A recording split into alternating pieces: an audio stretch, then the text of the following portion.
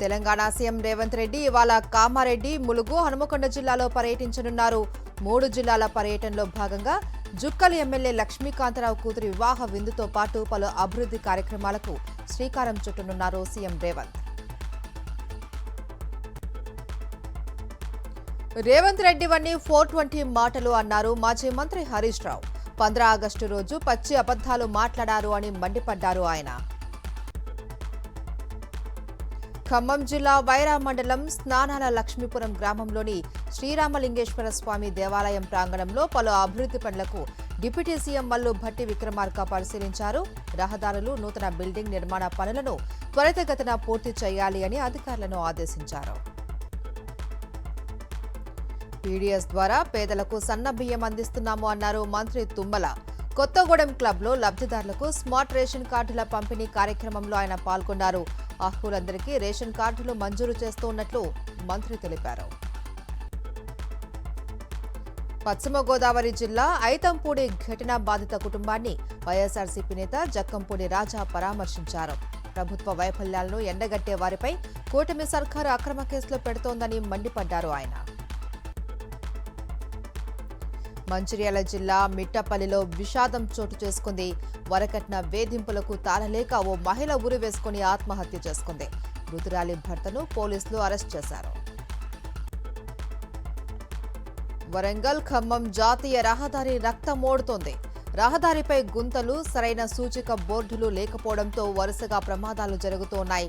దీంతో సంబంధిత అధికారులు స్పందించి ప్రమాదకర ప్రాంతాలలో సూచిక బోర్డులు ఏర్పాటు చేయాలి అని వాహనదారులు కోరుతున్నారు. హైదరాబాద్ మాదాపూర్లో గంజాయి విక్రయిస్తున్న ఓ వ్యక్తిని పోలీసులు అరెస్ట్ చేశారు. 1.45 కేజీల గంజాయిని స్వాధీనం చేసుకుని నిందితుడిని మాదాపూర్ ఎక్సైజ్ స్టేషన్కు తరలించారు. జార్ఖండ్లో విద్యార్థుల ఆందోళనలు కొనసాగుతూనే ఉన్నాయి. ఇవాళ రాష్ట్ర వ్యాప్తంగా అన్ని జిల్లా కేంద్రాలలో సీఎం సోరెన్, రాహుల్ గాంధీ దిష్టిబొమ్మల దహనానికి విద్యార్థి సంఘాలు పిలుపునిచ్చాయి. నల్సార్ లా విశ్వవిద్యాలయ విద్యార్థుల వివాదం నేపథ్యంలో bar council of India chairman Manan Kumar Mishra విద్యార్థులకు క్షమాపణలు చెప్పారు. విద్యార్థుల ఆలోచన విధానాన్ని గౌరవిస్తాము అని ఆయన తెలిపారు. హార్మూజ్ కేంద్రంగా అమెరికా, ఇరాన్ మధ్య మాటల యుద్ధం కొనసాగుతూనే ఉంది. హార్మూజ్ జలసంధిపై పూర్తి నియంత్రణ అమెరికాదే అని ట్రంప్ చేసిన వ్యాఖ్యలను ఇరాన్ ఖండించింది.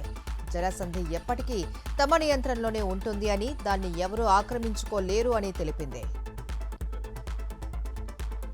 యూరోప్ వ్యాప్తంగా భానుడి ప్రతాపానికి పరిస్థితులు దారుణంగా మారాయి. బెల్జియంలో గత కొన్ని రోజులుగా వీస్తున్న తీవ్రమైన వడగాలుల ధాటికి వందలాది మంది విగత జీవులుగా మారారు. శ్రీలంకతో జరుగుతున్న తొలి టెస్టు తొలి రోజు గిల్ సేన హవా కొనసాగింది. దేవదత్ పడిక్కల్ సెంచరీతో చెలరేగడంతో తొలి రోజు ఆట ముగిసే సమయానికి మొదటి ఇన్నింగ్స్లో 2 వికెట్ల నష్టానికి 288 పరుగులు చేసింది టీమిండియా. హాకీ ప్రపంచ కప్లో భారత మహిళల జట్టు తమ తొలి పోరుకు సిద్ధమైంది. ఇవాళ చైనాతో భారత్ తలపనుంది. గోల్ కీపర్ సవితా పునియా, సుశీలా చాను, నిక్కీ ప్రధాన్పై భారీ అంచనాలు ఉన్నాయి. మరిన్ని అప్డేట్స్ కోసం ఛానల్ను సబ్స్క్రైబ్ చేయండి. నోటిఫికేషన్స్ కోసం బెల్ ఐకాన్ పై క్లిక్ చేయండి.